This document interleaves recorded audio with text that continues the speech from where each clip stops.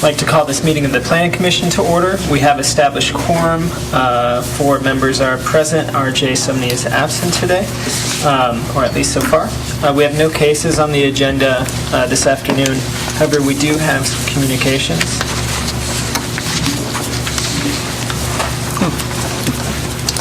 So actually, we are all present today. Communications, first, the only one so far that we have on the agenda is lot coverage requirements. This was a recommendation sent forward by our city planner, Paul Loeb. Paul, would you like to surmise the issue and the sort of goals in changing the lot coverage requirement? I'd be happy to. Thank you. The issue essentially is that our current bulk controls for our zoning regulations does not address the total amount of surface coverage that somebody can develop on a parcel. It just covers the amount, the size of the buildings, and what percentage of your lot can be covered with a structure. It does not address how much can be impermeable for parking lots and accessory structures and things of that nature. And so we're running into an issue where, especially in some of our higher density neighborhoods, the entire lots are being paved over. So we're losing all of our green space. It's just creating stormwater runoff. It's just basically creating parking lots in residential districts. And so once we started evaluating some of this, John Paskey, our code director, and I did a study of about 10 or 15 recent developments over the last few years to see what could be built and what could not be built if we limited the total lot coverage to 60%. So that would be your buildings plus your parking, plus your decks, etc. And we found that most projects could still be built as they were with better design, and we would still have about 40% of every lot you could have as your open space, your green space, so people would still have a backyard or a front yard. You wouldn't just have a lot that was a building plus parking areas. And we would actually get better design, especially in our floodplain, that's more consistent with the goals of our floodplain regulations, which is to elevate above for the lowest floor of a structure. So we would achieve some of those goals as well. A fair question I have for you is sticking with the floodplain regulation. If the building is elevated off so there's no slab on grade per se, that's still below that volume below would still count towards the 40% coverage, I would assume? Correct. Okay. 60%. No, the 40% of what the open limits. Okay. Yeah. No, it covers part of your permeable. Okay. Yeah. Okay. Presumably, the goal would be that you'd be putting parking on the first level. Right. So you'd have parking underneath, and then the first floor would have your residential and second floor, etc. So in that case, it would count towards that 60% of total lot coverage and not the 40% of building. What it would do is create that 40%. Okay. I see. Right. You had a question? Yes, you brought this up July 7th, so we're kind of revisiting this, of course. Discussions I had with you, of course, and at that time, the bullets that are below at the last one, number 3, deck with gaps would allow water to pass free, and the idea there they would not be included. That is not the case now. Decks are included in lot coverage. Right. Patios are not. Having been on zoning board of appeals, it was very distinct one versus the other. There have been cases where somebody had a patio, concrete patio, rather than re-pour it, they've just put a deck on top, and all of a sudden they've tripped the lot coverage, 30% lot coverage, which is in place for R3s right now, R1s right now. R1 and R2s, 30. You have actually listed the bulk controls that are here. Part of this, again, is to start getting a good look at what we want to do with water runoff, stormwater runoff, and how to actually parse these things out a little bit better. We don't have anything that recognizes impermeable surfaces, and that's one of the issues. I think it's a good start, and you're talking about doing R1s, R2s, and R3s, and with the idea that really lot coverage would really be you'd be hitting that limit at the R3 in the Mill Street high-density areas. Right. It may be something even for the B district you would want to evaluate, perhaps allowing for more lot coverage in a B district for parking. Your B2D for the Uptown district makes sense that may have a zero lot coverage or 100% since it is your downtown, and you have zero setbacks on both sides or all 4 sides. So that may be something to consider. would be to tailor it or allow for greater lot coverage in a B district. If we have, Yeah, please. if we have Continue. future legislation in terms of stormwater management, is there anything that tells us what that would look like in terms of this lot coverage? In other words, we put this in place, and 2 years down the road, we're looking at stormwater management. And you talked about B2Ds and where the whole lot would be covered. Is there some kind of, do we know what the interface between a storm management plan would look like versus a B2D or any other lot coverage percentage, 60%? Well, we're kind of working through some of those kinks right now with a stormwater ordinance to make sure that everything would line up with our zoning, our land development, and our floodplain regulations. But in my mind, a lot coverage requirement that provides for open space on every lot would fit well with the stormwater management ordinance, because it would address stormwater runoff on site as opposed to kicking it into our public sewer system. Okay. And I know we are developing rain gardens in the city. Do we have any statistics on what a rain garden would do for 30-40% lot coverage on a green space, I guess? The rule of thumb is that if you have a 100 square foot rain garden on a residential lot, that can take out roughly 6,000 gallons of stormwater from our public storm system on a yearly basis. And that was based upon a study that they did in Franklin County with Central Ohio, or the Franklin County Rain Garden Initiative. And 6,000 gallons would be roughly a quarter of your stormwater runoff on a residential rooftop. So, and 100 square feet is Half a parking space. half a parking space, so not a large area of land. Okay. Assuming it's done right, of course. Yeah, there's lots of variables in that, I'm sure. I said, I mean, the main goal, I mean, I see you have kind of the stormwater water runoff. Also, I guess, open space, and then aesthetics, I guess, for the character of Correct. the neighborhood. Could there be, I guess, would there be a way, like a variance or a condition that you could, say if we were to go ahead with the 60% total lot coverage, that you could decrease that percentage if you were to install a cistern or some other storm water retention system? I guess I'm thinking of a way, especially in like the B3 or B2D district, where or areas where we want higher density. Is there some other way that we can deal with the stormwater? Well, all of those districts right now have capacity in the stormwater system. What happens is the more water that goes through the stormwater system, the greater the impact on the system Right. itself. The less water that goes in means, as a general rule, the less upkeep that we would have to do as a community, the less digging we have to do, and the less frequency we have to replace our pipes. Okay. As well, the water infiltrates at a lot slower pace into the river, and the water, when it does infiltrate into the Hocking River, is cleaner. So basically, it self-filters itself. I'm not sure exactly how to answer your question about the B districts, though. Well, I mean, I guess let's keep it, I'm just throwing that out there if we're talking about a higher or lesser lot, where they can maximize the lot.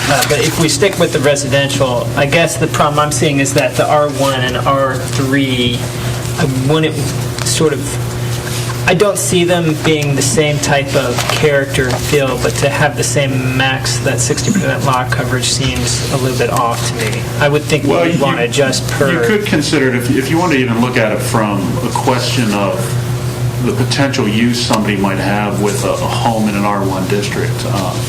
If that home was owned by a local landlord and was within 250 feet of an R2 or an R3, that person could theoretically pave over their entire backyard and use that to meet parking requirements within 250 feet. Right. And so they could technically do that. We have seen in some of our districts where entire lots have basically turned into parking spaces. Right. And this would also address that negative impact on our neighborhood. But they could still turn the lot into parking spaces, they just have to have more grass and trees. You would not be able to maximize Right. it as a tarmac. Okay. Does this inhibit development if somebody wants to put an addition to their house? They have a smaller lot? It could, depending on the size of the lot, but right now I believe you're capped out at 30% for your building. And so that would still be the case. But you could build something in there where if you wanted to allow somebody to build out, it would just be a Board of Zoning Appeals or as a conditional use, I suppose, depending on what they wanted to do. Yeah, that part wouldn't change. You're still 30% for your structure in the R1, so that doesn't change. What we're saying now is you can't make your entire backyard a parking lot or a deck or build a 5-car garage or whatever it may be. Well, the garage part will still fall under the part with the house as a roof, so that part doesn't change. It's the solid surface stuff of everything else around your structure. Go ahead, Archie. Some properties down in southwest, southeast portions of the country right now are in debate with a lot of their cities as far as expanding crushed rock in place of grass. And does that come under that then? Yeah, I think that We would have to define Stone or exactly. shell, Yeah, we did have it in there as to, we'd have to look at that. I did put a recommended definition on that memo I provided, which said total lot coverage is the ratio of enclosed ground floor area of all buildings on a lot plus the ratio of area covered with gravel, stone, shell, impermeable decking, a paver, permeable pavement, etc. So I think crushed rock or anything like that would fit into that. Would that be a Total lot crushed coverage. rock? Would that be a drainage issue then? That may not be as much of a drainage issue as it would about a lack of open space. But you do find that when you have a crushed rock driveway, after it's compacted enough with cars going over and down it, that it does essentially, it's not very permeable after a time. I'm gonna ask this question real quick. What would happen if somebody is, like, if we were to say 60%, right now you're saying there's some places in R3 that exceed 90% total lot coverage. But let's say, for example, it's an R3 and they're under 40% for their built, an actual building that is just the 40% lot coverage. Many of them are, and that's one of the things John and I found when we did our study, is that they're not maximizing the amount of coverage that their buildings Right. have. They're just maximizing for the needs of parking. So what would happen if they were to put an addition that's still under the 40%, but yet when the law was passed, they were well over 90 well over the 60 total lot coverage? Would they sort of have to go back and get it under 60 in order to do that addition, or is it just? I think we could structure the code to require that. I find it hard to believe that any of them would be able to put an addition, because the reason that they're as big as they are, that they need the parking. So, Well, sometimes they don't need the parking just for that residence. Sometimes it's a couple of residences are, putting up the number of very few of them parking have spots. more than, they'll maximize the number of parking spaces that they can get on site into that structure. Right. So I hear what you're saying. It's a possibility, but the majority of the time, Another example would be if you had a lot that was just parking right now and someone wanted to build a house on it, and again, the parking, so they would have to remove some of those parking spots to get it under the that's a change of 60. use there, going from a parking lot to a structure, Right. and then they Okay. come into conformance. So we would have change of use. It would be one way that this would go into effect. A sale of property, would it go into effect at that? No. Do you mean a nonconformity with Yeah. respect to nonconformity? I haven't been on the zoning board of appeals. I know occasionally mortgage companies have held up transfers of sales because there was a nonconformity involved. In other words, there was obviously a Right. violation. They look at it and say, well, you're not in the Current. current Right. code, and therefore that has occurred at zoning board of appeals where they come in and say, just to be able to roll over the mortgage or sell the Right. place. And it's usually more lot splits or something where it's lot lines are off rather Right. than coverage. Okay. I had a Setbacks. Or, No, did you go remember ahead. yours still? I'm Okay. sorry. All right, okay. That's fine. What can be the domino theory, so to speak, of, it seems as though this is primarily aimed maybe at rentals, and the way they've used parking or tried to increase parking on their lot. And yet we've seen in the past where people have bought homes someplace else, raised them, and put cement down as parking lots there. So, are you just, in this situation, are you just moving one problem to another problem? If you see what I'm saying there. I mean, at that point, you've got a whole lot that's covered that... They can't put any more parking onto, so they're going to buy another lot and Right. get it under the 60. Right. You just... I don't think we would see that, I mean, perhaps, though. I mean, people have already done that Right. with Well, the exactly. situation. People have already done that. But what they've done, and when they've done that, they've paved over the entire lot. Right. And so we've already got one bad thing happening there. So you're suggesting it's this... possible, what you'd probably see, or what could be, a property owner would probably look for relief from the Board of Zoning Appeals first, to see if they can get a relief from either the total lot coverage, or if they can get a slight reduction in the parking requirement for a lot, so that they don't have to go through that. I mean, if you're now talking about having to buy out a lot, well, that's going to add about $100,000 or $150,000 to the price of their investment. So most people probably are going to try to figure out a way to do it without going to that extreme. Is this some of the fallout then from previous, like with the Athens Comprehensive Plan and some of these other things that promoted density at a certain point, and now we're kind of getting the blowback on that? Well, I think we're seeing some of the negative impacts of some of the requirements that we've built into code, and I think I think we're realizing now that the way our code is written, we're missing the fact that do we want our R2 and our R3 zones to be entirely paved over like we do for B2D?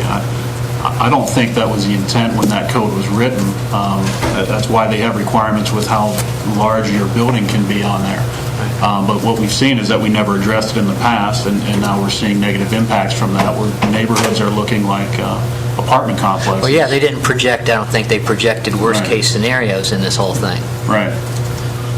But So like wait, So is this R3 something that zones has were to go back to the initially Athens R1s. Comprehensive Plan? I mean, we obviously can do something here, but does that affect that?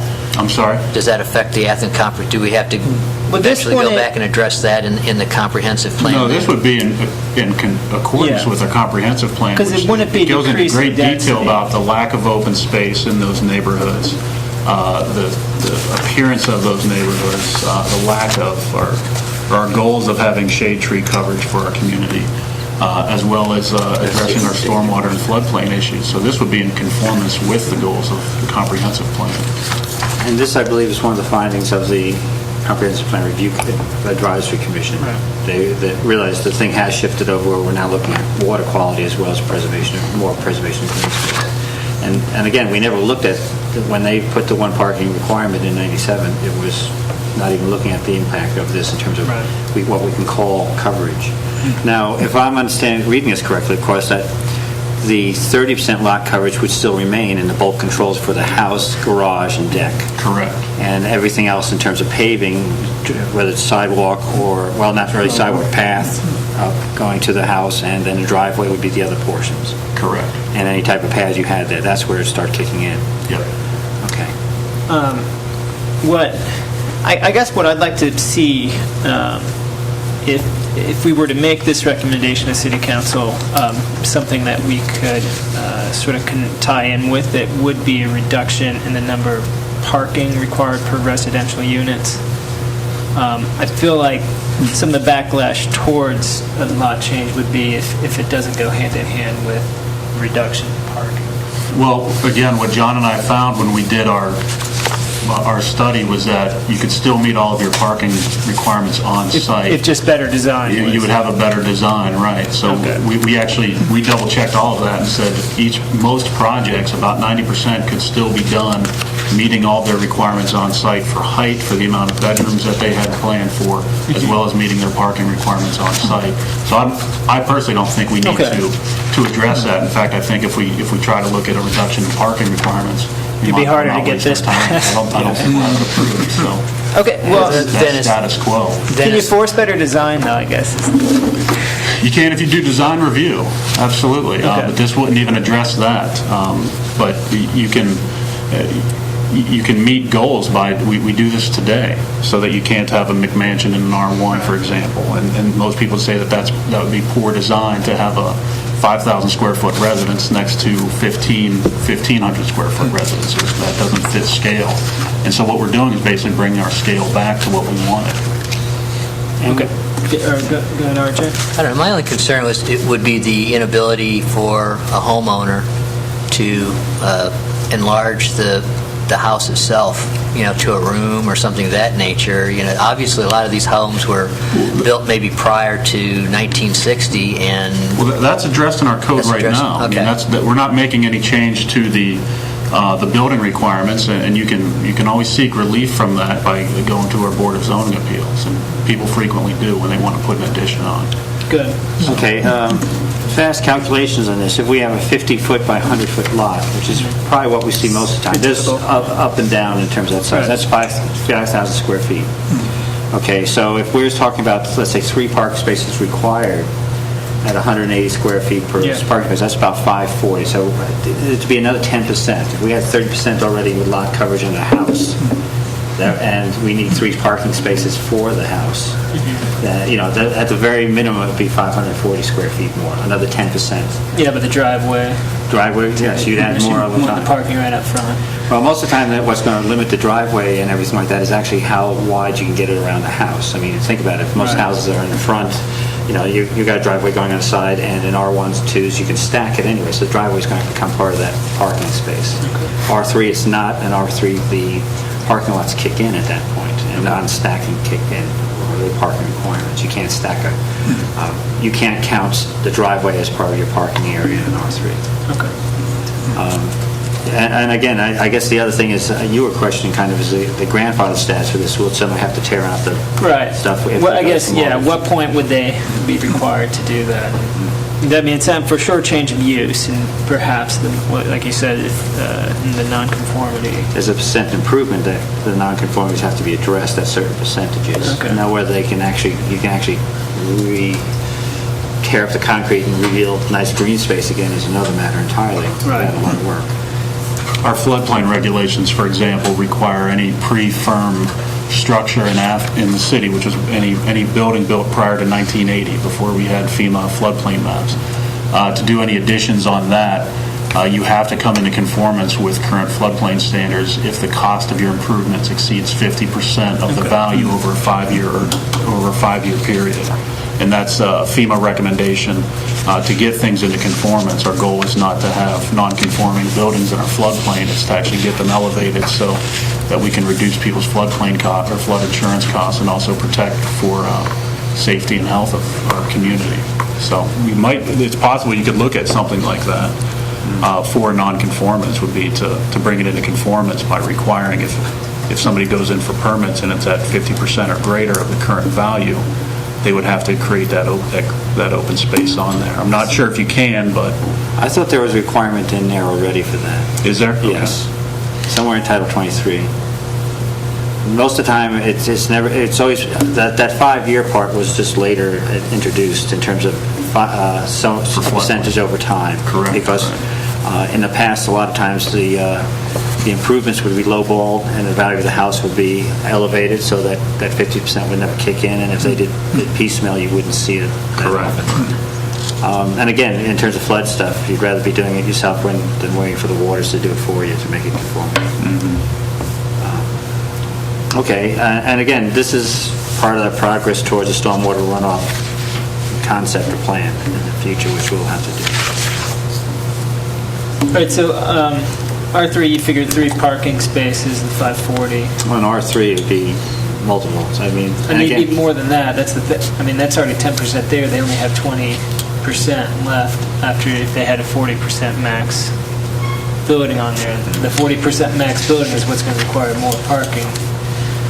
and his concept of what he's thinking about is the idea that you have an elevated building, so you put the parking underneath. It become part of the footprint of the building. Mm-hmm. We see that on that Title 41 we did on Up by the on Athens Mill Book Street. Center one as well. Actually, yeah. So the idea there is that if we're, and that's where a lot of our R3 areas is in floodplain. So this Okay. would, one of the counter arguments made here along the way here, of course, is now really, if we really want to make our money, you should actually raise the the total building height, which is probably not bulk controls there. It's around, what do we got? We got I think it's 3.5. max height, yeah. So, 45 feet or so many stories versus 3.5 stories.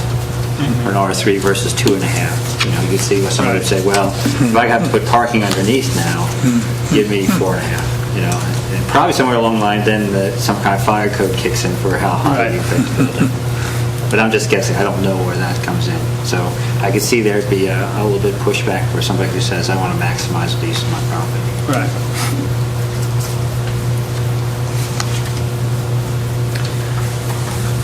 Any other questions or comments in this sort of initial, secondary discussion on this item? Go ahead, man. Okay, if we approve this, the next question is, is it substantial enough that we really want to have a public hearing on it in the future?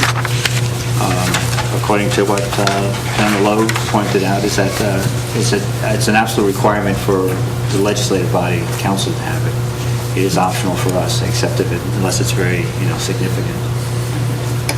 Also, that we are still talking about trying to have a meeting the 27th with the council, and we can always have this as one of the items to discuss besides long-term infrastructure, which I think is on the issues or items. Okay. Do you need a motion? Well, a motion on whether we would recommend it based on a public hearing, you're suggesting, or not? Yeah. Good. I think it's significant enough to merit a public hearing even at our level. So that at least we've heard enough. We'll have people, hopefully, who would attend. Yeah. Well, go ahead. Well, I'd like to defer at least till, following up on the mayor's thought, that maybe we talk with the city council. This is the opportunity to bring it up then, and then proceed from there as far as how we want to go with it. I wouldn't mind scheduling a public hearing, too, so we get public input, council, and then decide to vote on this one way or the other at that time. Yes. If that's okay. Right. Well, the public hearing wouldn't take place until after we meet with council, regardless. So, if we were to have a public hearing, one of the things I think that would be helpful is a visual. If you and John really felt like by looking at a lot of these places that by just improving the design, what they have, what they're meeting there could be easily done in the 60%. I mean, it could be just very diagrammatic in a sense. Yeah, we can do that. But I think that'd be really useful in sort of convincing people that, you're doing it already, we just do it better. And you have more of the lot available to open space. We can do that. That's no problem. And there actually may be some zoning cases that, there have been zoning cases that butt up against the lot coverage at the 30%. So we see, I know of one I remember, I think on Maplewood maybe, or Elmwood, I forget which it was.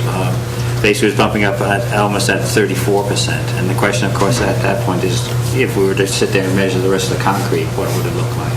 I mean, that would be the ones that you look at. You go through the zoning board of cases. I mean, we may want to look at examples. Yeah, I mean, I think it should be a real case example. Here's mill this address, and here's what it could be and be in conformance, but not changing what their uses or number of units or parking spots.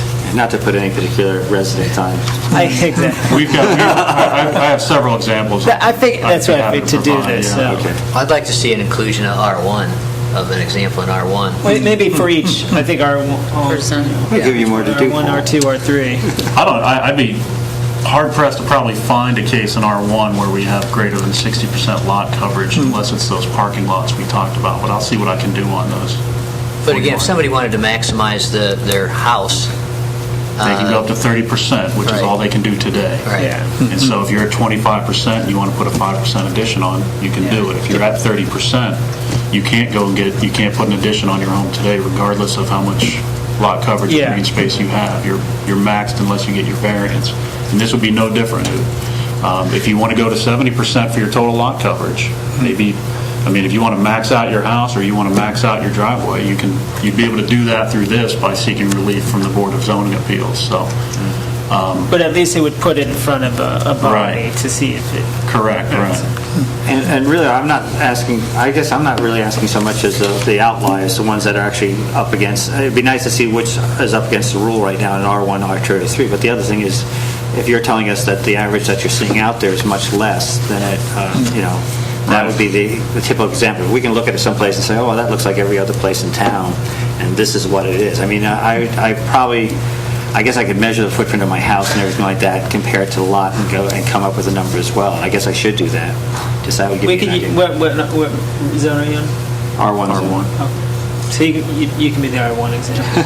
Purple house, can't miss it.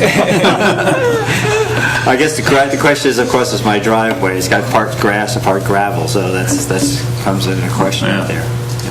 Yeah, If you want to gravel it, so you don't have that ambiguity. we can put something together. We probably need to, the public hearing would probably need to be the second meeting in October at the earliest. Yeah, I just think it's going to be helpful to see a visualization of, yes, they're above now, but it works if you just get, if it's under the 60 with better design. Yeah. So, No problem. and it's something, you get it out there now, and the problem is this is going to be like mostly a John, because it's residential. It's little of this would actually come ever in front of the planning commission after this. Correct. So- This would be a question of permitting. Yeah. Right. This would be part of our bulk controls that So it would have our to be- code office okay. would review before they issued somebody a building permit. Okay. Right. And if there's a problem, what you see an uptick in the zoning board of appeals with this. And say, okay, this is what we did. Right. Or rather, council did, because we recommended it. Right. And I assume if we're looking at R1s, we probably really want to look at the older neighborhoods. the Yeah, I think pre-code I don't see the outliers, R1s, how that. You'd be hard pressed to get the 60 there. You'd have to have concerts or something on here. David Olin. Exactly. Well, if that's the case, I would like to put forward a motion to have a public hearing at the second meeting in October to discuss the lot coverage requirements to the public. I'll second that. All those in favor? Aye. Any opposition? Okay. And then I believe we should table further discussion of this item to the city council get-together on the 27th. All those in favor? Aye. Opposed? Okay. Thank you, Paul, for Thank you. guiding us on that effort. We don't have any other communications on the agenda. Is there anything for other members to add? Paul, do you have a report that you'd like to share with us? I've got a few updates and information to share with the commission. On September 21st, which is next week, at 7 p.m., the Athens County Planning Commission will be putting a final public hearing for the Athens County Comprehensive Plan. This will take place at the Athens County Cooperative Extension Office, which is 280 West Union Street. It is open to the public, as city residents are impacted by the county's plan. So if you want to review it or see it, or ask the county planner, Bob Eichenberg, or his ad hoc committee questions about it, please do. They've been going through this for about at least 3 or 4 year process, I believe now, that they've been working on this plan. So that'll be on the September 21st at 7 p.m. We've been working on this sidewalk inventory that we've talked about once or twice at the Planning Commission. We're going to resume data collection for that next week, 12:30 p.m. on Thursday. And we've got a team of volunteers that we're going to be working with to help finish the sidewalk inventory. Andy Stone will be presenting some of that data and some of the information to the City Council at the September 27th September 27th committee meetings. Okay. So that's all I have. Thank you. Were there any questions? for the planner? The comprehensive plan is on the city planner's website, is it? The It draft? would be on the county planning website. I can put a link to it on the front page of the city's website unless you think that would confuse people. But As long as it says county. I guess. yeah, we can put a link on there if anybody wants to see the county plan. It's over 100 pages, so Yeah. we really want to look at it 100 closely. pages. What? It's over 200. It's over 200 pages.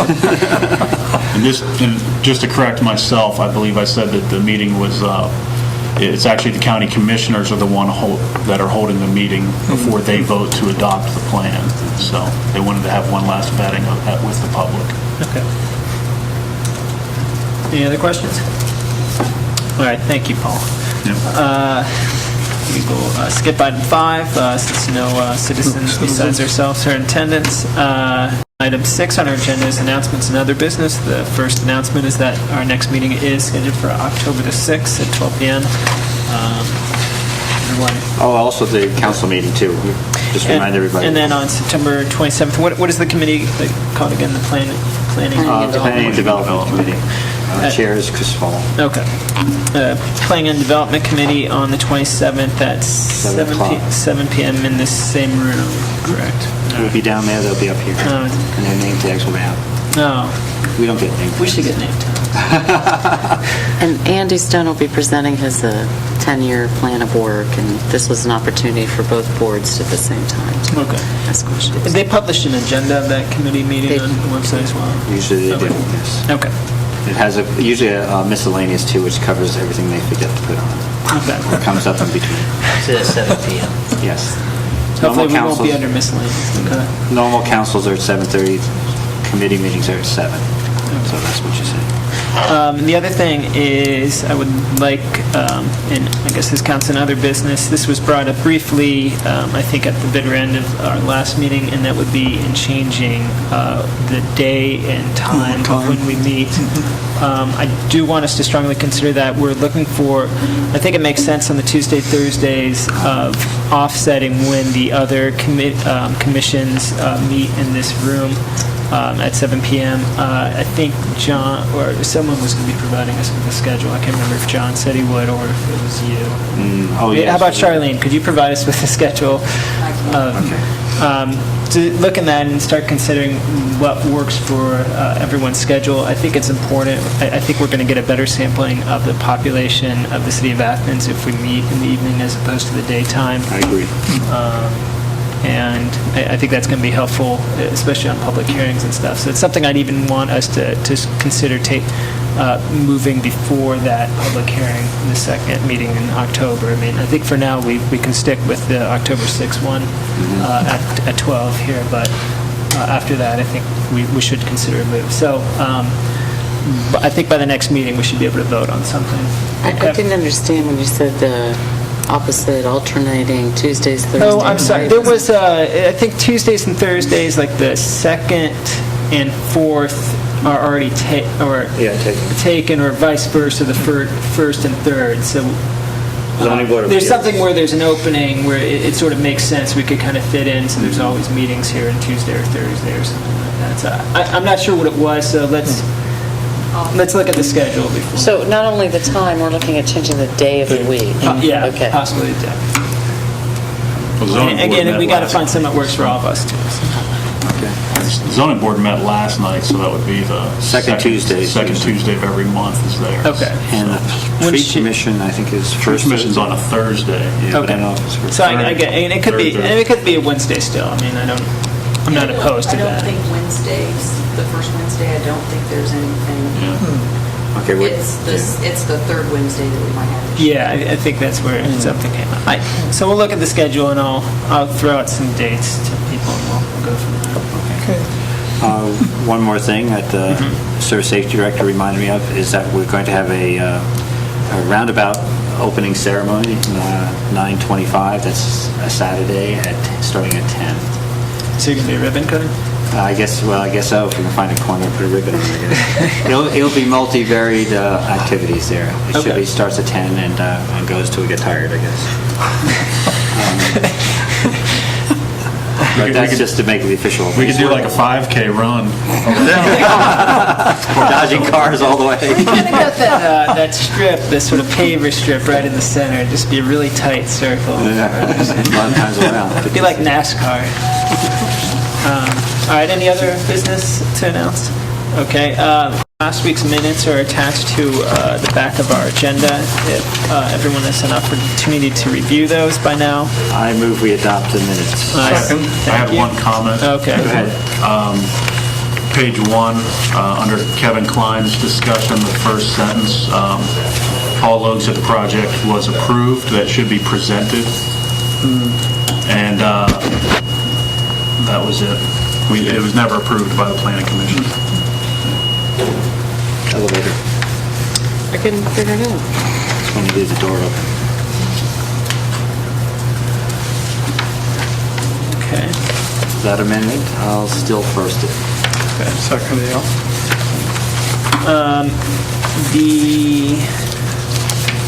I thought, I guess that was it. I apologize. something else? No, I thought I did, but I'm lost. No, it's fine. I just want to note that I think Charlene did a nice job of capturing the chicken discussion. So, I wasn't going to say anything about chicken. sorry, we almost got through it with it. Not one word. Lot coverage. Chicken coops. Now, does that count for lot coverage? Yeah. Oh, then. It's accessory structure. We voted as an accessory structure, so even though it's permeable. I have a feeling the person with the 1,000-foot distance isn't going to have a problem with the 60% lot coverage. All those in favor of accepting the meetings from the minutes from the last meeting? Aye. Any opposition? And if we have no further discussion, I'd like to conclude today's meeting. It's adjourned. Okay, thanks. Very good.